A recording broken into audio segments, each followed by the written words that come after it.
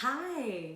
So when I was a kid growing up, my favorite my favorite chocolate bar in the entire world was Coffee Crisp and Kit Kat too. I love them both. But I haven't had a Coffee Crisp in years because it doesn't make me feel good when I eat them. And also the food's just, the ingredients within them, they don't really bless my body. So I don't eat them as much.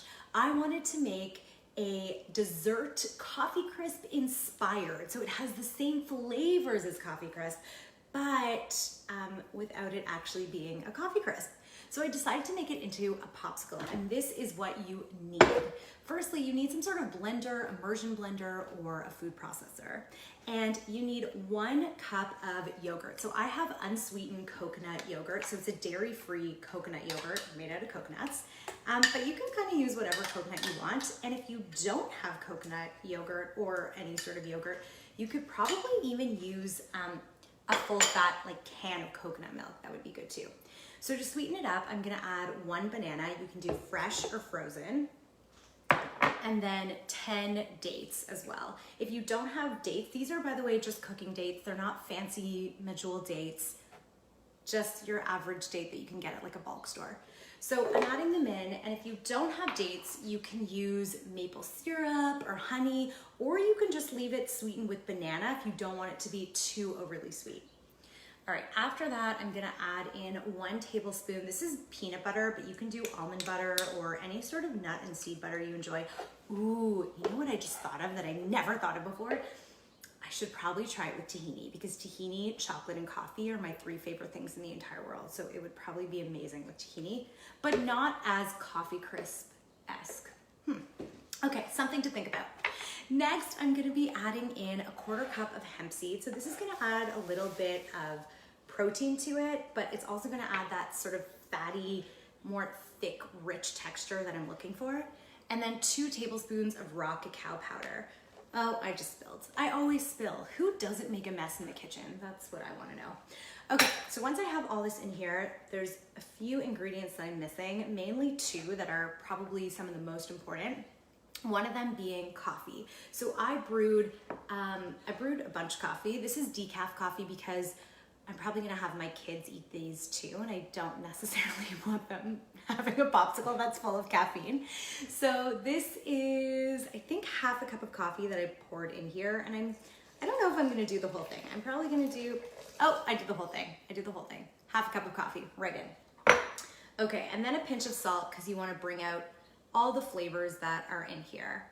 So 1 key ingredient that I am missing that would be really good in here is a teaspoon or 2 of vanilla to help strengthen that sweet, almost malty-like flavor, but I don't have that ingredient, so I'm skipping it, and it's really not that big of a deal. So once you have all your ingredients in your blender, oh, that's kind of messy, push your blender over, and then you're gonna blitz it on high. This is kind of the awkward part where the blender is going to be really loud, and I don't know if you can hear me, so I'm not going to speak, and it's just going to be me looking straight into the camera and the blender in silence for about 30 seconds. All right, here we go.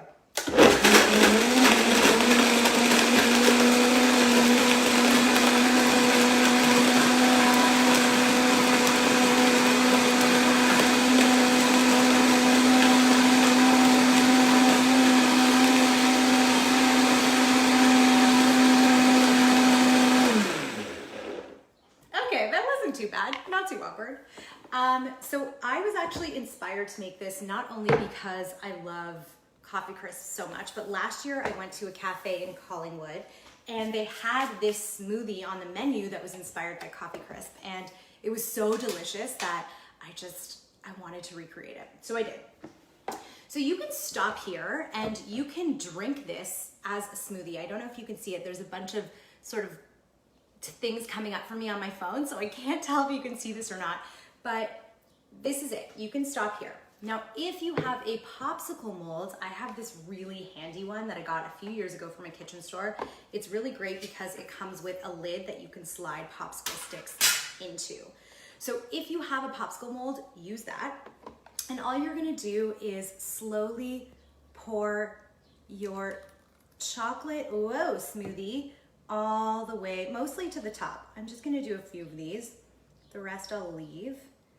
And yeah, there we go. Okay, I'm gonna do one more.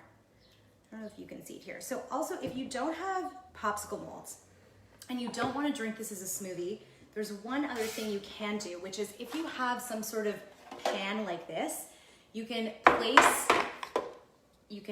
pour it right in here, and you can probably make ice cream from it. I haven't tried it, but I have a feeling it would work and it would be so delicious. All right, let me wipe this off. Let me clean up a little bit for you here. So I'm gonna put this over here, and if you want, I've seen some people do this, I don't really care for it, but if you want, you can also decorate it where you're putting a little bit of chocolate chips just on the top here, and maybe some things, but I'll show you the decoration stuff in a moment.